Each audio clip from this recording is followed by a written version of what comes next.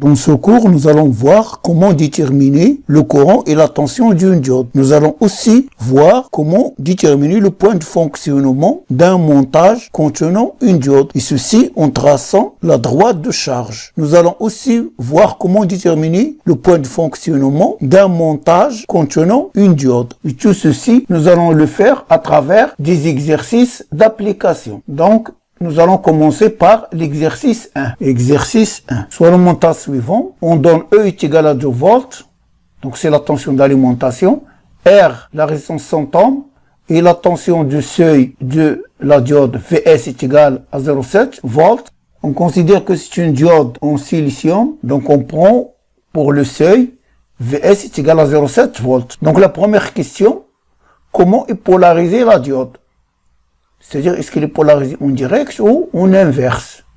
La deuxième question, calculer le courant I, sachant que la diode conduit. Donc, on suppose que la diode conduit. Calculer la puissance dissipée PD par la diode. Donc, solution de l'exercice 1. La question 1. Dans cette question, on vous a demandé comment est polarisée la diode. Donc, en regardant sur le schéma, vous voyez que l'anode, voilà l'anode, il est lié au plus du générateur à travers la résistance R. Et la cathode, il est lié, c'est la cathode,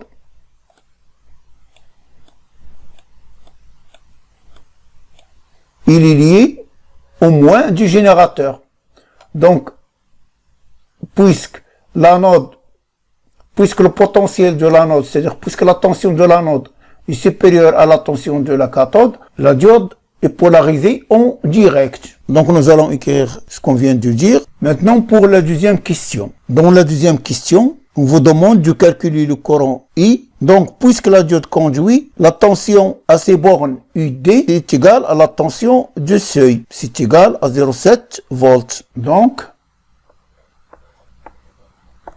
pour déterminer le courant, nous allons utiliser la loi d'Emaille. Donc utilisons la loi d'Emaille pour déterminer le courant I. Donc voilà notre montage. Orientons notre maille pour écrire la loi d'Emaille. Choisissons un sens positif du parcours de cette maille. Supposons que je choisis le sens horaire, c'est-à-dire le sens des aiguilles d'une montre. C'est le sens positif. Donc je parcours la maille dans ce sens-là. Les tensions que je rencontre, celles qui ont le même sens que le sens de parcours, je lui attribue un signe positif. Et celles qui ont un sens opposé, je lui attribue un signe négatif. Donc commençons par E. Donc je parcours la maille. Donc il est dans le même sens que le sens de parcours. Voilà le sens de parcours. Donc nous avons E. C'est positif, puisqu'il est dans le même sens que le sens de parcours. La chute de tension en borne de la résistance, c'est RI, c'est la résistance fois le courant qui traverse, mais il est de sens opposé au sens de parcours. Donc, c'est moins. Donc, moins RI. UD, c'est la tension aux bornes de la diode. Il est dans le sens opposé du sens du parcours, donc c'est moins UD. Donc j'ai terminé le parcours, je suis parti du moins, et je suis revenu au moins. Donc c'est la somme, la loi d'Emaille dit que la somme des tensions dans une maille est égale à 0. Donc, nous cherchons à déduire le courant I, parce que dans la question, on vous demande de calculer le courant I. Donc, on peut déduire le courant I de cette équation. Donc, I est égal à 1 moins UD divisé par R. Maintenant, application numérique. Donc, I égale E. Nous avons dit que E, c'est égal à 2 volts. C'est donné. Nous avons donné aussi le seuil de tension de la diode. Nous avons dit que c'est 0,7 volts.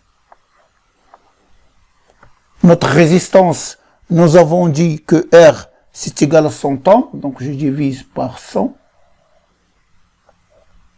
Oui, ça me donne 2 moins 0,7, c'est 1,3. 1,3 divisé par 100, c'est 13 milliampères. Donc voilà mon courant I.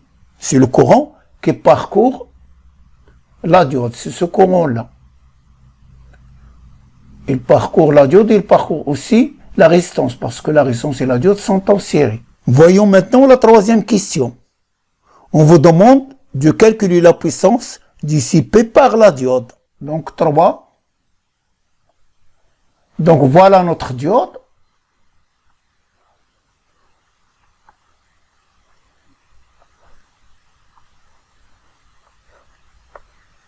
Cathode, anode,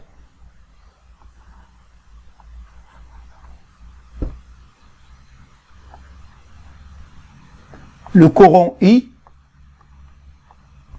et la tension ID qui est égale à VS, qui est égal à 0,7 volts.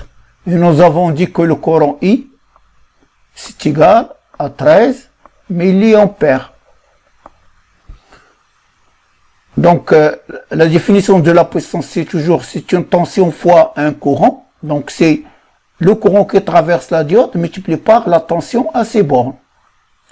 Donc, PD, c'est égal à UD fois I. Application numérique.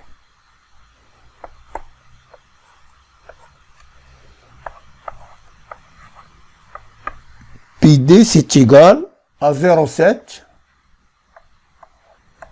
multiplié par 13 milliampères, c'est 10 puissance moins 3. Donc c'est égal à 9,1 fois, oui, 10 puissance moins 3 watts. L'unité de la puissance, c'est le watt.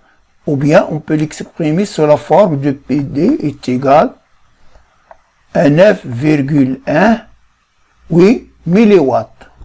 10 moins 3, c'est milli.